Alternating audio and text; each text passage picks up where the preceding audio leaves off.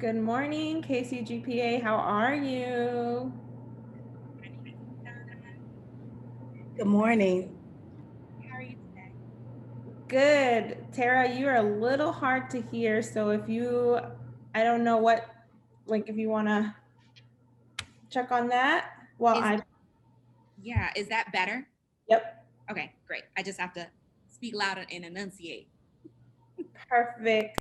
Well, just so you all know, we are live on Facebook and we are recording, but good morning. How are you? I'm feeling okay. Thank you for asking. How are you today?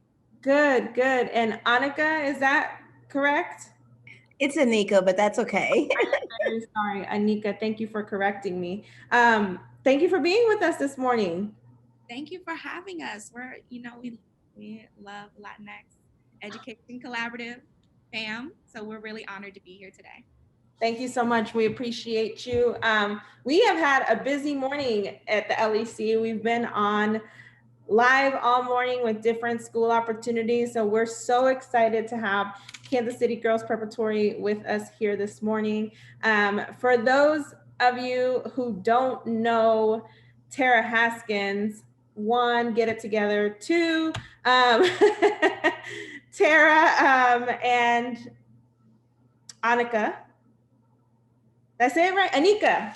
Anika. I'm so sorry. No, that is not okay. Anika. Um, Introduce yourselves. Tara, if you want to start us off and let us know who you are, what you do, your passion. And Anika, we will go to you after Tara. Yeah, good morning, everyone. My name is Tara Haskins. I am really honored to be the founding school leader at KC Girls Prep. Prior to coming here, I was a former middle school English teacher, middle school history teacher. History is my jam. Being a teacher, it's something you never strive away from because even in my role now as a principal, it is my job to facilitate learning of adults, facilitate learning of kids, and making sure that we are in partnership with the community so that we're continuously learning from the community that we serve. And so, as a founding school leader, I have the incredible opportunity to work with a phenomenal team, such as Anika, who she'll introduce herself in a moment. But I'm not from Kansas City, for those of you that don't know. I have served in Shreveport, Louisiana. I've served in Houston, Texas, but I'm actually a military child who claims Virginia as home. So I really love experiencing and learning from communities and with communities. And I'm really excited to share a little bit more about our school leader. Good morning, everyone. My name is Anika Williams, and I have the honor of being the STEAM instructional coach at Kansas City Girls Prep. And I come from a background of elementary and middle school, ELA math and science, where, of course, math and science are my passion. And Kansas City Girls Prep just holds dear to my heart because it is the vision of the school that we get more girls involved in STEM. It's still a male dominated area, and we want to make sure that our girls are exposed to areas in STEM careers where they have choices. And so that's really a passion of mine. And so I'm excited to be here, and thank you for having us.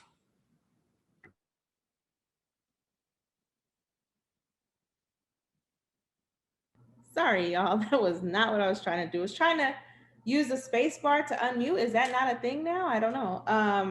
Who knows what Zoom is doing today? I know what's going on. Well, thank you for introducing yourselves.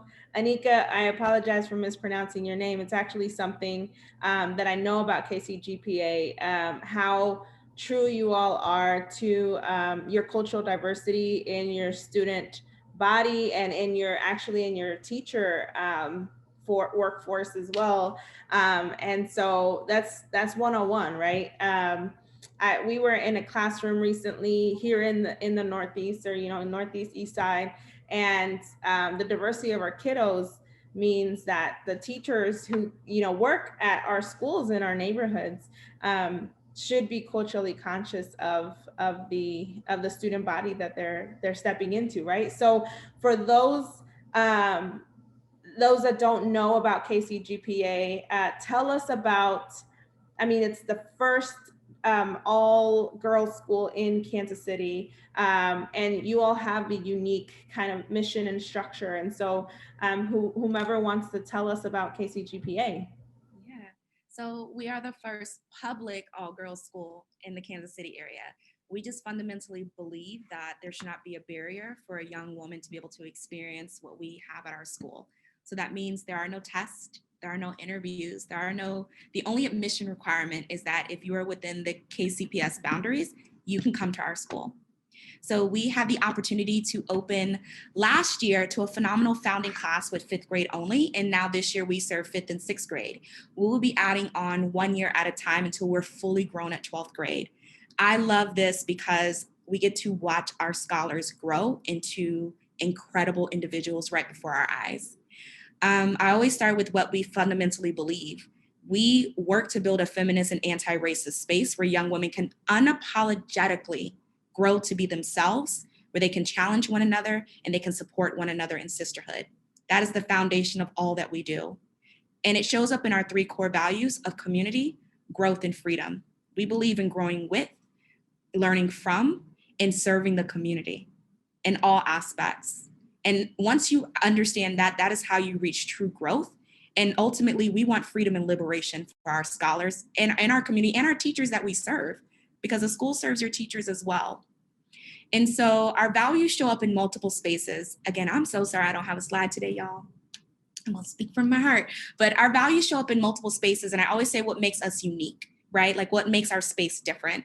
When people walk into our school, they say, I feel love here. Even virtually, love is felt in our space. And I attribute that to our core thing that we have called pride. Pride is similar to advisory in school, where our scholars start their day. It's an intentional space with a small group of scholars and 1 teacher or 2 teachers, but that's your group for the rest of the year. You check in with one another. You build community, you build partnership, but most importantly, we do something called circle. Oftentimes, when it comes to young women, the stories that we are told do not align with who we are. So circle is a space where you get to write your own story and share it with others. And that is how connection happens. We did a survey of our scholars just asking, how do you feel about circle? How many of us at 10 years old like talking about ourselves, right? And like telling about ourselves? A scholar, Serenity, said, circle helps us see how diverse we are, but how we are all also the same. That's what's important, especially for our scholars. And so our values also show up in our curriculum. Humanities is, as a former history teacher, but also in life, once you know your history, no one can tell you any different. Once you know from who you are from, no one can ever speak negatively against you because you won't believe it. And so in our history curriculum, we develop a critical lens, and we just believe in not teaching from a place of pain and oppression. Oftentimes when stories are told about Black and Brown people, it's always like, oh, here goes the civil rights movement. Or oh, here, let me talk about how America got Texas. Okay, so I want you to understand we were people before this, before we were colonized. And how that looks is, before we taught enslavement, our phenomenal 5th grade history teacher, she taught about Western Africa and the beauties of it. And I walked into the class after and she said, remember what we learned last time? Before we learned about enslavement, where were our people? They were architects. What else were they? They were mathematicians. What else were they? They were geniuses. Great. Now we're going to learn what caused this structure to no longer be here in America when it comes to the enslavement of Africans. And that's what we believe in humanities, creating those critical lens to not just question, but stamp the beautiful parts of your culture. And that's like just our values and how they show up in our school. I'd love for Anika to share a little bit more about our STEAM approach. Just as she shared, it is so important for our girls to know a little bit more about that. So basically, both in math and science, it is crucial that our students be given opportunities to work with grade level curriculum and above. So often, students are lumped into what we call remedial work because of a few, and they never get the opportunities to experience grade level math curriculum so that they are pushed. And so it is a mission of ours that we will help fill the gaps for students. We will help fill the gaps, but we're also going to teach them the content that they need to be taught for their level so that they go to the next grade without those gaps. And so it's a lot of in math, the students have to do what we call a think about it, where they actually are trying a concept before it's even taught to them. And it's really about putting the heavy lifting on students, because if we're doing the thinking, we're doing the learning. And so the concept is to create spaces so that students are doing the thinking, and we're, as teachers or educators, are more of the facilitators of that learning. And so that then the students do truly walk away with not just what we used to say learning for the moment, but a true understanding of the various concepts. And then in the sciences areas, we definitely we follow the same approach, where students are going to be the ones that are going to be developing the lab. It's not, here's the lab structure, here's what you need to do, here's step 1, here's step 2, here's step 3. No, it is the student saying, this is the idea that I'm thinking about that might go along with this concept, and here's my plan on how I'm going to create a lab for it. And so it's really still going back to letting the students shift their minds so that they can be the creators. They they come to the table with all this ingenuity, and sometimes in education we snuff it out because we kind of just put our own thoughts and our thinking on them, and we snuff out their creativity and their ingenuity. And so we really want to make sure that our students are at the forefront of that, because that is what's needed in the STEAM career. And we want to get rid of the notion that science classes and math classes, those higher classes, are only for boys, as the kids would say, and build our confidence in our girls that you are just as capable, and do not shy away. And so we're going to be pushing in those areas. And so I'm just excited for what I see this year and what I see in the future for our girls. Well, I hear much. I mean, it definitely comes out in what you all are saying, how student-centered KCGPA is, and I'm sure that's something you look for in the educators you're looking for, right? And so in light of being on our virtual career fair, I was telling our last participant, like, am I a good fit for this school, and then is this school a good fit for me? So Anika, I'm going to go off to you and say, what kind of teacher, what kind of educator philosophy should approach KCGPA as a consideration for their next step? Yeah, absolutely. I think if I was an educator and I was thinking about KCGPA, I'd have to ask myself, one, do I inherently believe in my core that all students can learn? And I mean learn at high levels, not just can all students do worksheets. So do I really believe that at my core? And sometimes we have to have a real conversation with ourselves. And so do I think that certain races have a better chance at learning? And if I do, what am I going to do to even that playing field? Or am I just going to be like, well, that's the way it is, and that's the way it's always going to be? And so I think you have to be a person that is going to be willing to see your students as who they are, intrinsically who they are, and all that brings to the table, who they are as a human being, what culture do they bring, and then knowing that they are coming to the table with something for you to work with, not just you're going to be pouring into them, but they're going to be pouring out. Don't think that they're just going to come and get from you, but you have to realize that they're going to be pouring out, and what are you going to do with it? You also have to be willing to be a little flexible. If you're a person that's kind of afraid to step out of your comfort zone, well, I don't know. you have to be willing to step out of your comfort zone. But how do we grow? We all grow when we're willing to step out of our comfort zone. So maybe you didn't go to a school like KCGPA, but you have the mindset that that's the kind of school you'd want to be in.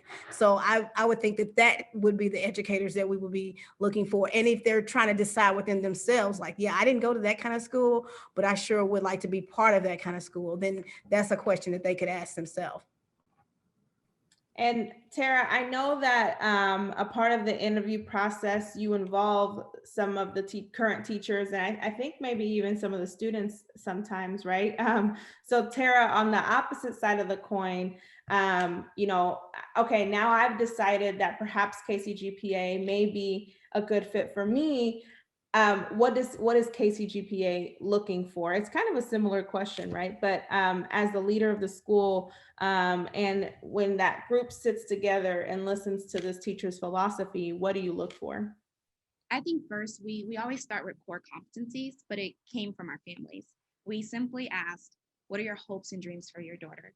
I want them to be brave. I want them to speak up.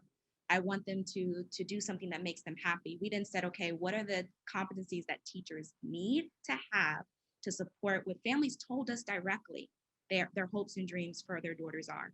If we want someone to be brave, we need you to model speaking about things, even if it's uncomfortable for you, naming your feelings, naming like, hey, this is a challenge for me.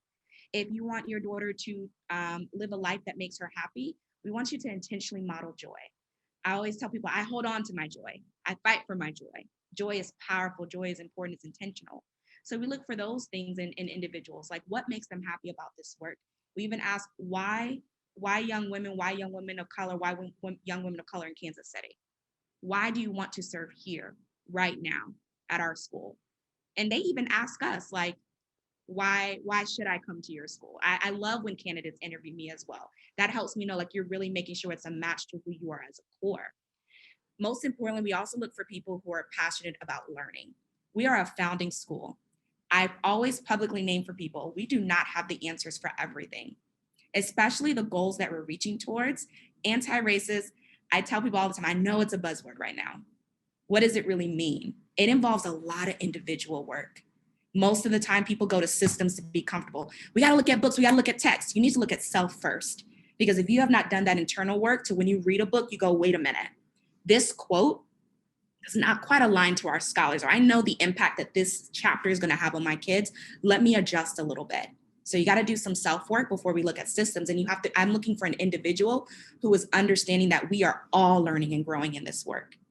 I'm not going to say my age, I'm getting up there, but I am still learning and growing and changing in my age and in this role. And I want someone who understands that that is going to happen all the time here and to be comfortable with being uncomfortable. And so again, the things we look for is first, again, you're honoring the community that we serve at all times. You understand that growth is vital. And also at your core, you believe in being an anti-racist and feminist educator. And you believe in, you're going to have to take time to understand what that is before we even look at systems. I would say those are like the core things that Anika did not share that I would add on. Well, both of you mentioned kind of being comfortable being uncomfortable, right? And just evaluating the way that schools have been, like Anika said, right? Just because that's the way things have been done doesn't mean that's always what works. And you have a unique school model for our city. And I love that, Tara, earlier you corrected me and said your first charter public all-girls school, right? And that uniqueness sounds like it should be something that educators who are coming to or considering KCGPA should know. So to the logistics, what openings do you have? Are you looking for people in the summer? Are you looking for people right now? Are you looking for people for next school year? What are the openings you have open? So for our next school year, when it comes to instruction, we are looking for phenomenal math teachers. Our scholars are going to 7th grade. We're growing up. So if math is your jam, but also you want to develop our scholars and not just understanding math conceptually, but the application of it. What does this look like in the real world? Like I still say, I don't use algebra, but when I think about it, my brain does naturally use algebra. I'm trying to solve for X every day. That's the life of the principal. But also we're looking for enrichment teachers. I always say enrichment is made to enrich the lives of our scholars. Currently, we have martial arts. Girls experience martial arts with the phenomenal David Muhammad. Next year, Laura Flores is joining as our founding art teacher. It's our first time. So David and Laura, they're both community members of ours. Yes. And I think when people think like, what enrichment teachers are you looking for? Those types of things. What is an experience that our scholars can and should have? Because oftentimes, sadly, those are the first things to be cut because this sense of urgency around quote unquote gaps. No, let's build on the genius they have. Let's let them explore something. And we are also looking for an office manager or registrar for next year, and still looking for a nurse. It is our first time having a school nurse, and that's so vital. So we're still looking for those roles as well. Well, if I just listen to your openings and I'm like, yes, this is a good fit, how do I apply? Yes, go to kcgpa.org. You'll be able to read more of the roles and job descriptions on there. You can submit your application, your resume. It's a short essay, just where we ask those heartfelt questions. Why us? Why now? And then we'll start on the interview process from there. Okay. The police officer that you're hearing, I hear, because I'm actually, do you hear it? I'm on 17th and Elmwood. I live 2 blocks. Yeah, so I'm in the neighborhood. I live 2 blocks from KCGPA. So I heard it on your end. I'm like, hold on, it's really cracking outside. There's like 5 cops. I'm like, wait, no. It's an ambulance. I just seen it go by. So yes, that's super random, but I was like, wow, I hear that. So kcgpa.org, and you'll go from there if they seem to be a good fit. Any final thoughts about, or any final words that you would like to kind of tell our community about KCGPA? I will just say that it's an honor to serve our community. We are in service to children and families and community leaders. A school should always be an extension and a reflection of the community that you serve. And we're intentionally making that true, especially when it comes to not just hiring, but developing and retaining educators of color to eventually become ed leaders of color. That's something that we are passionate about because, again, when I think of what our family shared with us, they said, my daughter needs someone who looks like her. Like one student even said, Ms. Haskins, your hair looks like mine. I'll never forget one of our first family dinners because I have this really big hair. And her mom told me, like, I don't think you understand how significant that is for my daughter. I think a child should experience that every day. Someone who looks like them, someone who, even if it's a small thing, they can connect to. It's so powerful and it's so important. And we recruit teachers with that intentionality. I really appreciate that, especially just, yeah, for many, many reasons. Tara, Anika, thank you so much for taking your time this morning to introducing us to KCGPA and telling us about all of your opportunities. LEC community, if you are interested in KCGPA, as Tara mentioned, kcgpa.org, or always feel free to reach out to us via Facebook or email. Tara, Anika, thank you so much. I hope you have a great rest of your Friday.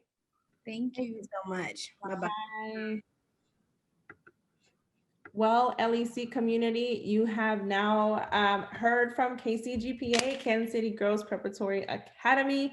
As I've mentioned several times today, check out our survey link, leckc.org/survey. We would love to know what we're doing well, what we could do better. Our organization thrives on the feedback of our community members. We have heard from some amazing schools, school systems, and representatives of those schools. We have more to come. It's only 10:52. We are here all day until 4 p.m. Our next school is actually one of our national friends from District of Columbia. We will be hearing from District of Columbia Public Schools at 11 a.m. So sit tight.